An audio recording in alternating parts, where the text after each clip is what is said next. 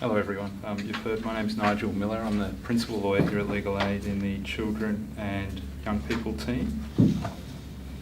And I practice primarily in child protection, and that sees me represent children and young people both in a best interest capacity and also on a direct representative basis on their instructions. I also act for parents as well in child protection. What I'm going to try and do is, you should all have a copy of the slides I'm talking to. It's QCOS Forum, CLE, Child Protection, the Basics. I'm not going to speak probably to each slide. I would run out of time, I think. So I'm going to just sort of go through and point out some of the major things I'd like you to be aware of. If I can just get this working.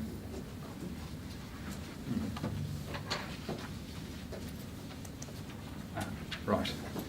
So what I'm going to try and cover in 40 minutes is just explaining what it is, what's child protection, pointing out some of the key differences between child protection and family law, explain some of the very basic concepts that would be good to have an awareness of if you're assisting families or children or young people in the area.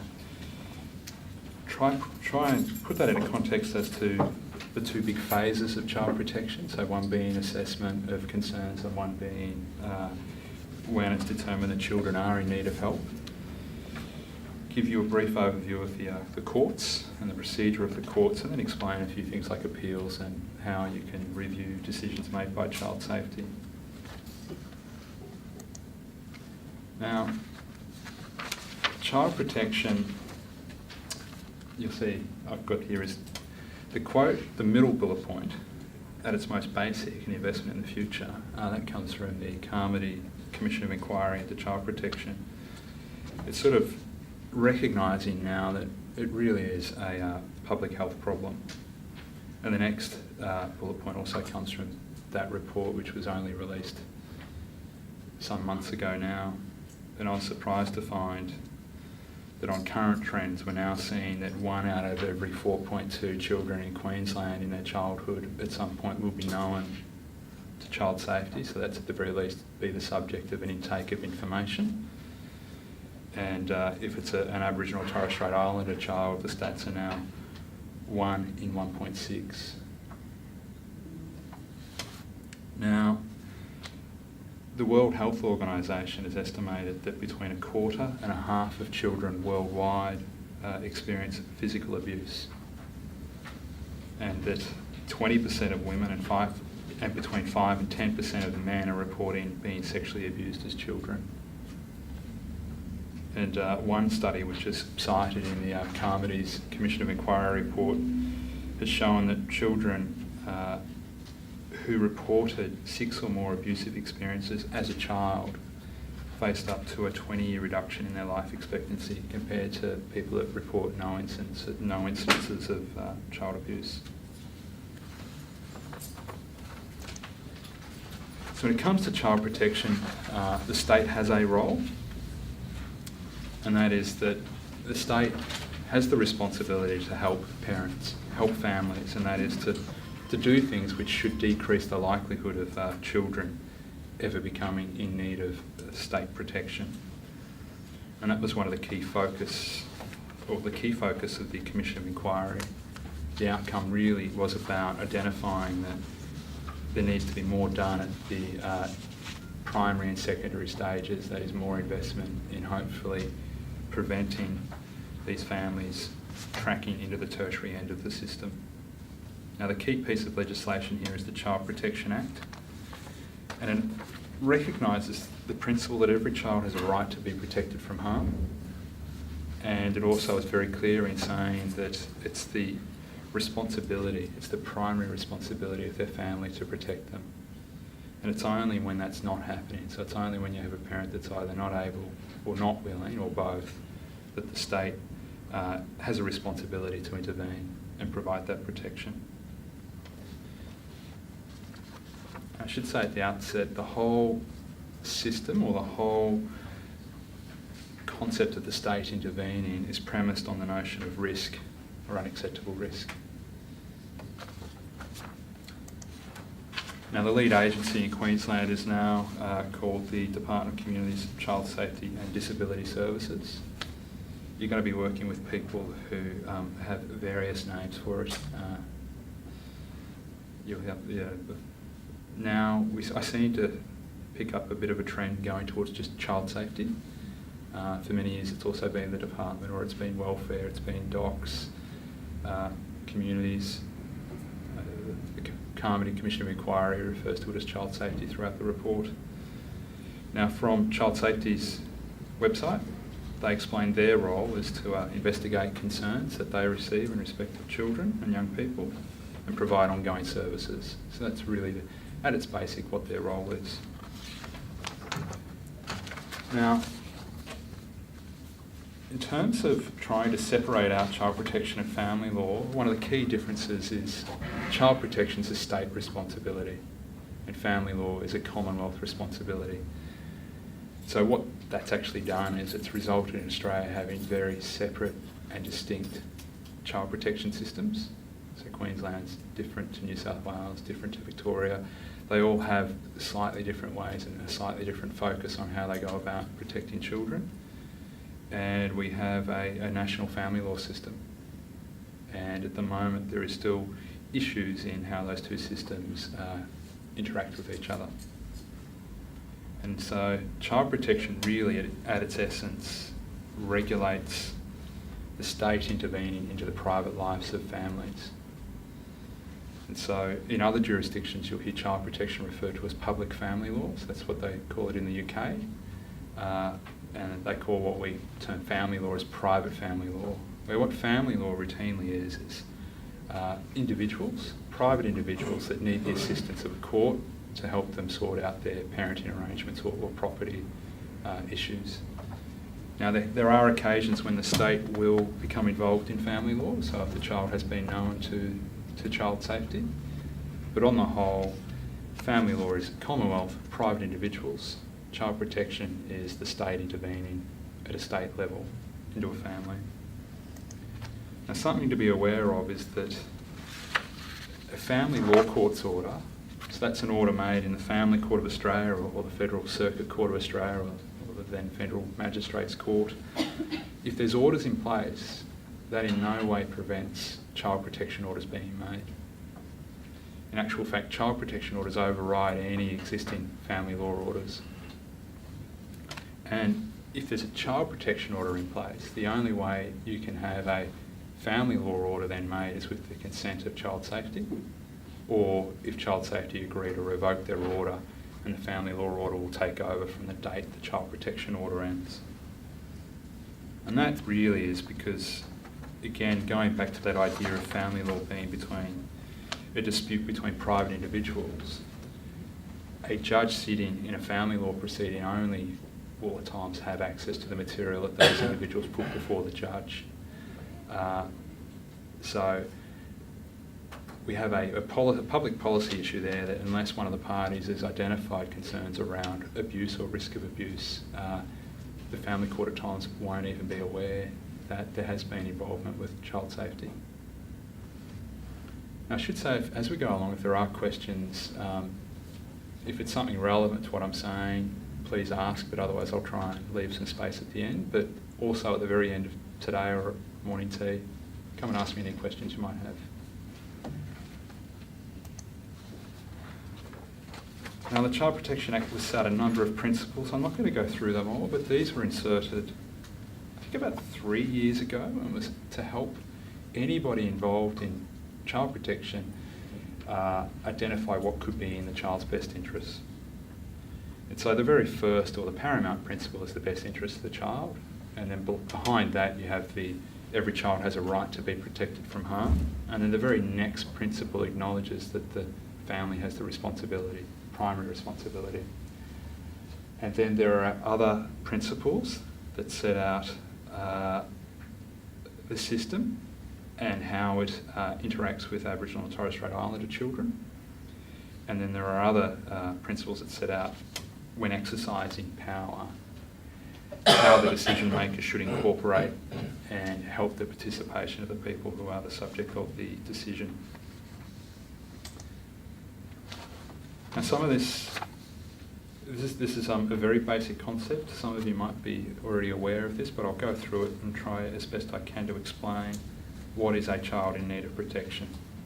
So this is at the very heart of the whole system. If a child is not in need of protection, there's no basis under the law for the state to intervene. So what it comes down to really is a two-part test. On the one side you have harm, and on the other side you have an assessment of whether the parent or parents are able and willing to protect the children from the harm. Now, when I talk about child, it's anyone under the age of 18, but at times you might also hear me talking about young people, and the definition of young person can also be below 18 and can actually be a term for people that are over 18. Some definitions have young people going up to the age of 25, but you might hear me talking about it interchangeably, but when I'm talking about a young person, I am meaning somebody under the age of 18. But back to harm, it can be something that's happened already, it can be something that's happening right now, or something that people are concerned that it might happen in the future. And so the Act defines how harm can be caused. It comes down to abuse. So harm can be caused by any number of things, and the Act guides us by saying it can be either physical, psychological or emotional abuse, or neglect, sexual abuse or exploitation. And also it's not just one thing, it can be a series of things. When we look at it as a series, as a whole, it might amount to harm, which is the very first bullet point. So it's a bit hard to express how it's set out in the legislation, but if we have physical abuse, so a child has suffered some sort of physical assault, the assessment then is that has that assault caused a detrimental effect of a significant nature on either their physical, psychological or emotional well-being. And then if it has, you then move over and look at the parents and say, well, what's happened there? Are they able to prevent that from happening again in the future? If they can, well, the child's not in need of protection. If the assessment is that a parent can't prevent that physical abuse, well, then they're in need of protection. Now, a physical assault doesn't necessarily result in just a significant detrimental effect of a significant nature on the child's physical well-being. Often, child safety are most worried, or the community is most worried about the psychological or emotional effect of that abuse. I've given you a definition of how unacceptable risk is defined by child safety. This is this whole premise that the system's based on risk and trying to counter risk. A way that I try and explain unacceptable risk is when you have an allegation of abuse, and it might be an allegation of sexual abuse, so a child has made a disclosure that something's happened. The first question that is asked is, on looking at the evidence, can we be satisfied that the abuse as alleged has occurred? Now, from a legal perspective, the courts in child protection or even in family law are reluctant to make those sorts of findings unless they've got very good evidence. And so if they're not satisfied the abuse has occurred, the next question that we need to ask ourselves is, can we be satisfied the abuse didn't occur? So that is, looking at the evidence, can we make a decision that no, there's nothing in this, that there's no basis for the allegation? And likewise, it's usually very hard to make that sort of decision as well, because we've had a disclosure. And so then you're in the middle area and we're dealing with risk. We can't be satisfied it's happened, but we can't be satisfied it hasn't happened. And so the whole system then is built around identifying what things could make the situation more risky and what things could make the situation less risky. The Act defines who a parent is really broadly at the start, and that is anybody that is either a mother or father or exercising some sort of order that gives them parental responsibility of the child. So a family law court's order or order from another state or even another jurisdiction. But it says that somebody standing in the place of a parent on a temporary basis is not a parent for the law. And then there are wider definitions for Aboriginal children. So it's anybody who under Aboriginal tradition is regarded as a parent. In Torres Strait Islander children, it's anybody under island custom that would be regarded as a parent. And a reference to one parent when we're talking about this means both. The other key things to be aware of for understanding the way the system works is the effect of custody and guardianship. So there are a suite of orders which I'll take you through later, but the out-of-home orders are broadly described as either custody, granting custody to somebody, or guardianship to somebody. It could be child safety or it could be a named person. Custody, I explain to people, is that they get to decide what sort of breakfast cereal the child will have. And guardianship is the bigger decisions. And often in this area it's schooling, medical and religion. Now I'm going to try and explain the phases of child protection. There are really two main phases and one initial phase, which is intake, but the child safety even refers to this as the phases in which they work. Intake is when it describes the information child safety is receiving. Phase 2 is when they're assessing that information, and then phase 3 is if at the end of their assessment they think the child's in need of their assistance, that's providing that assistance in an ongoing way. Now these stats I just looked up yesterday. You'll see here that within the last year, so between 11, 12 and now 2012-13, we've seen a 12.3% increase in the number of intakes that have been received by child safety. So it's now up to 128,500 intakes a year. This has rapidly increased. In 2008 and 9, it was only 83,000. So there's been nearly a 55% increase in 4 years. And that was one of the things the Commission of Inquiry pointed out, that at the current rate, the system is unsustainable. Year on year, it's just increase after increase. Child safety receives the information at regional offices or in their after-hours service centre. So they're not like, I explained it, they're not like the Queensland Police Force. They're not out in squad cars looking for children that might be at risk of harm. The way child safety works is that it relies upon receiving information from people within the community. There are a number of mandatory notifiers, and there are other people that are just provide information to child safety. Mandatory notifiers, police, I think nurses are a mandatory notifier. Education Queensland, it's part of their policy that notifications are to be made, but I don't know if you can necessarily say that they're a mandatory notifier, but it is part of policy. But neighbours, people in the community-based workers, anybody can be a notifier. On receipt of the information, child safety has to assess it. So they've got to determine how serious it is. So should this be something that we need to investigate? That's the question they're asking. And so out of that 128,500 pieces of information that were received, that was recorded as 24,700 notifications relating to a bit over 19,300 children. So that actually means that there were 24,763 investigations that commenced through receiving this information. I don't have this in the stats, but the latest figure I saw is there are now just under 8,000 children in out-of-home care. So it's on 7,999. So it's a big system.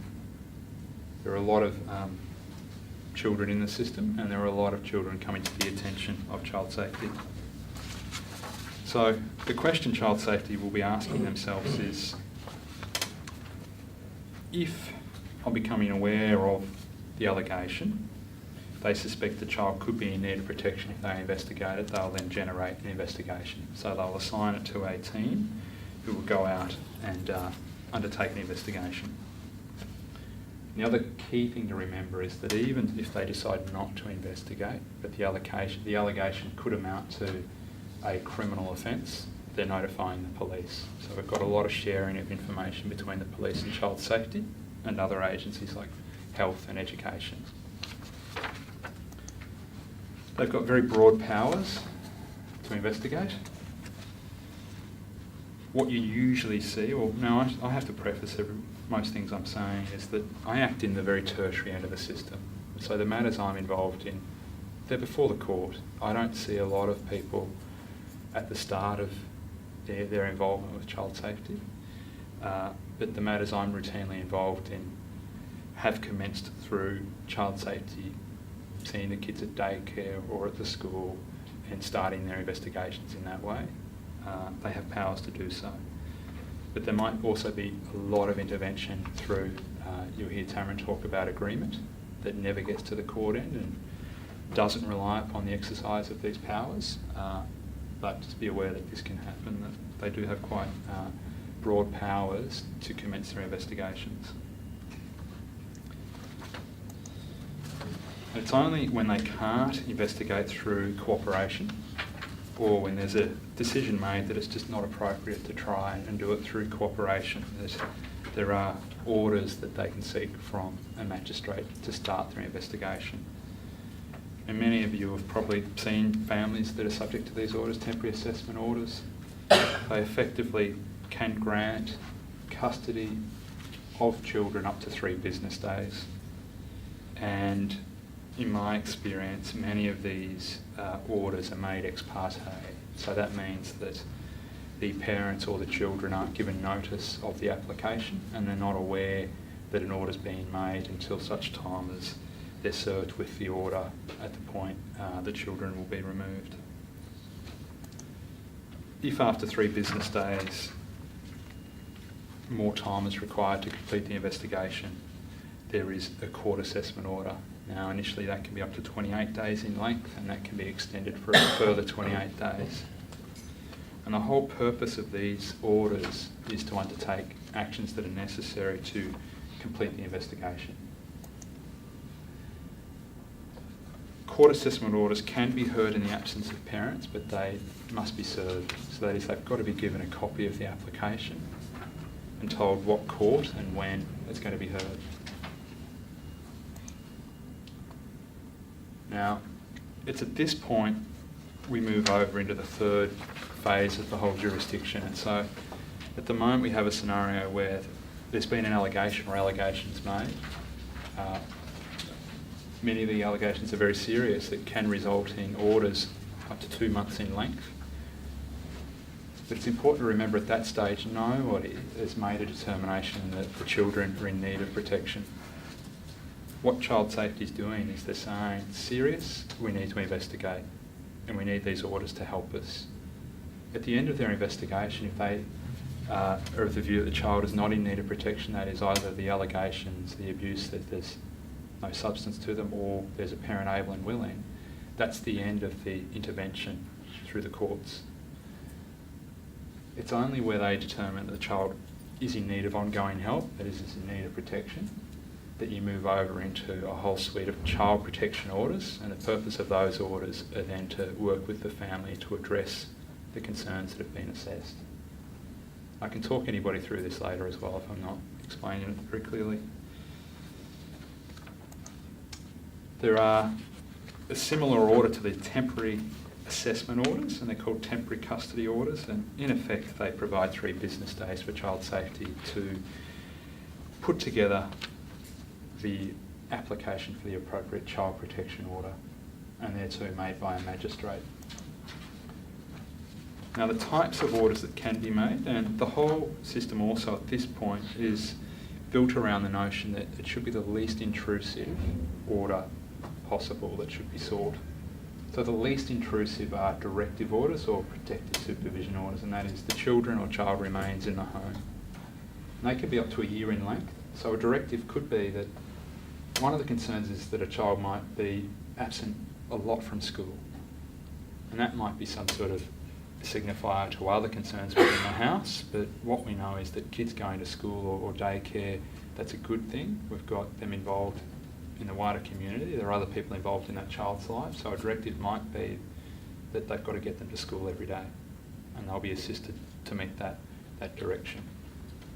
Or supervision. You'll have somebody from child safety coming out on a routine basis to the house, and it might be supervision in respect of a particular area within the family. More intrusive is short-term custody. That's the kids are out of home. Custody on a short-term basis is up to a maximum of 2 years. Now this can be extended, but the initial order can only be 2 years in length. Then there's a mirroring guardianship order, and then we have long-term guardianship. And that's up until the children turn 18. The three things the court's worried about or focused on in determining an application for a child protection order is that first question is there a child in need of protection? So that is, are we worried about abuse, so harm? And is there a parent able and willing to protect the children from harm?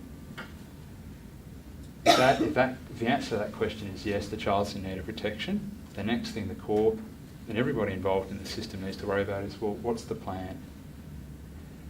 How are we going to meet the needs of the family, so the needs of the children and the parents? And then the plan will then help the court make a determination, it should be 1, 2, 3. The court will make a determination then as to what order best meets the needs and the plan.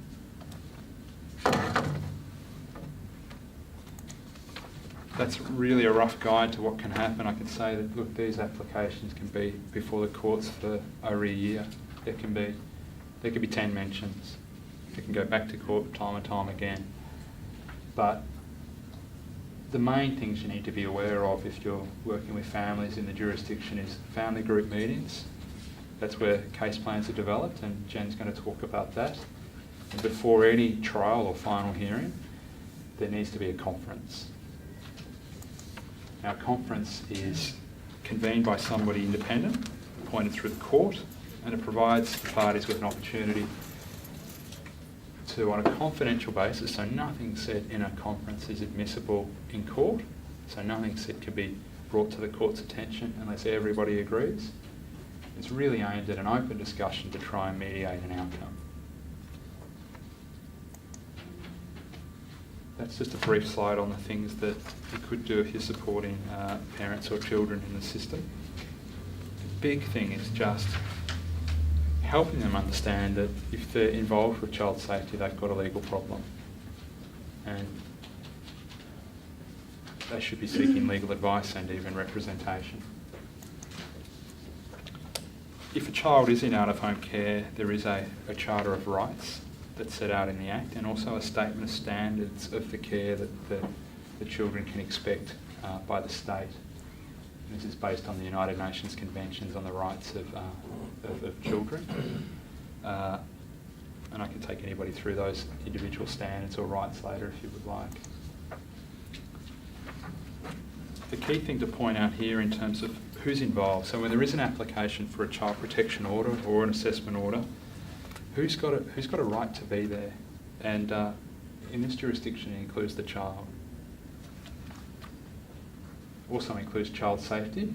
Usually child safety, at those initial assessment order stages, it can also be the police that commence this process, and the parents. Now at this stage, the definition of who is a parent narrows quite significantly. So it's much tighter on who meets the definition. So you have scenarios where step parents or de facto parents no longer meet the definition, and so they're effectively outside of the proceeding. But at that point, they then have to rely on being granted status by the court to make submissions or address the court as a non-party. Routinely, these matters are before magistrates. So the children's court can occur anywhere where there's a magistrates court.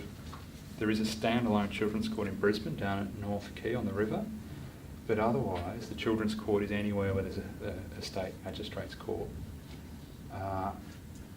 Appeals go before judges, but they're very rare. And the other thing to remember is that this jurisdiction's not held up for any criminal proceedings or any criminal charges. Often, well, not often, but at times, an allegation of abuse will generate a number of proceedings, and that can be a criminal charge or charges, a child protection proceeding, or even a domestic violence proceeding. The law is very clear that this matter won't wait for the determination of a criminal matter. And so that at times can affect how much a parent can participate in these proceedings, because they might be getting very different advice from their criminal lawyer.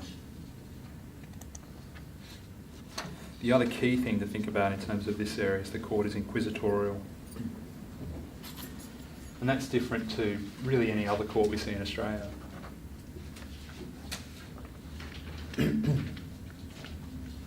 When I mean inquisitorial, that means there's an obligation on the court to make sure it gets the information it needs to make a decision. So it's not reliant simply upon the people that are appearing before it. And the whole idea is that its its primary responsibility is the child that often is not involved directly in the proceedings. So the court is empowered in this area to seek, to seek information it needs to make the order. So it has the power to ask for expert reports to be prepared. It's got the power to issue a subpoena, which is a legal mechanism to get information to the court, and it has the power to direct people to do things. The other key thing that, and I've gone through a lot here, but this is an important thing to be aware of. If there's a child protection order that grants either custody or guardianship of a child to somebody or the chief executive, if before that order ends an application's made for a new order, the custody and guardianship carries over until the new application is before the court and a decision is made. And that's important because of the way children's courts are convened here in Queensland. So if I give Beenleigh as an example, Beenleigh Court happens each Thursday. So Thursday morning, Children's Court, there are applications for child protection orders being heard. If a temporary assessment order was made yesterday, so 3 business days, that would expire on Tuesday. If an application is filed Tuesday afternoon, it will be set down for its first mention next Thursday. And so the 3 business day order is turned into a 5 business day order. In places like Caboolture, the Children's Court sits every 2 or 3 weeks. I think in Stanthorpe, for instance, it's once a month. In some of the regional areas, these orders can become longer through the frequency at which the court sits. Yeah, I've got a question. It's just the most important point there is they must file before the expiry time. They haven't done that for procedures. Yeah, so if you're working with families, often they won't know until at the end of the day. So in the order, it finishes today, what's going to happen? Child Safety has until the close of registry to file their next application, and then they've got to come and personally serve it on the parents. When they're served with that application, they should explain that custody and guardianship will now carry over until whenever there will be the first mention of the new application. Representation of children. It can happen on both a separate basis, that's best interests. A separate representative is very similar to an independent children's lawyer that acts in the family law jurisdiction, but also a direct representative, and that's a lawyer that acts on the child's instructions. So that's predicated on the notion that the child is Gillick competent. So that is they're at a level of maturity that they're able to engage and instruct a lawyer and understand what the consequences of that are. As with any area of law, there are appeals. There's a 28-day period in which an appeal needs to be launched. So again, people need to get legal advice if they've had an order made that they're not happy with. Orders can be varied or revoked. And there's a thing called a transition order. So if the court's not minded to make a child protection order, they can put in place an arrangement over 28 days that see the children transition back to their family. one of the final things I'll explain is review of decisions. So once a child protection order is made granting custody or guardianship to child safety, administratively that gives the often the team leader or the manager within the service centre power to make decisions. So where the children live and how much time they spend with their family. When those decisions are made, in practice there's meant to be a letter that's issued to each person that's affected by that decision. And they then have a right to have that decision reviewed by QCAT. There's a 28-day time limit from the day they receive the letter. And QCAT is in essence doing an administrative review of the decision. So they stand in the place of the original decision maker and they can change the decision. They can make a new decision or they can ask child safety to go away and make a new decision. And at the moment so you can have children's court proceedings happening and you can have QCAT happening at the same time. One of the recommendations out of the inquiry is to empower the children's court to also exercise this. So it's the one decision maker that determines all the issues. But at the moment we still have the two different jurisdictions. Complaints, there is an internal process at child safety and there also is external bodies you can make a complaint to, including the Commission for Children, Young People and Child Guardian, Queensland Ombudsman and also the Crime and Misconduct Commission. Now, legal aid. Legal aid has both a means and merit test, but we also have a legal advice program and anybody can get legal advice. There is no merit test to the legal advice. When it comes to meeting our means test, the stat I've got here is 80% of the people who are in receipt of some type of benefit will meet the means test. So the question then is, in terms of child protection, what's the merit test? And at the moment, if the application is for an out-of-home order, so that is if the child is going to be the subject of either a custody or guardianship application, they meet the merit test to get legal representation. So that's an initial grant of aid that will provide them with an initial session with a lawyer, and it gives the lawyer aid to appear on the first mention. So from that point on, the merit test becomes increasingly restrictive as to who gets aid to continue through to the final hearing. But the takeaway message for you is that if you're working with families that are involved with child safety, they've got a legal problem and they should be getting advice as soon as they can.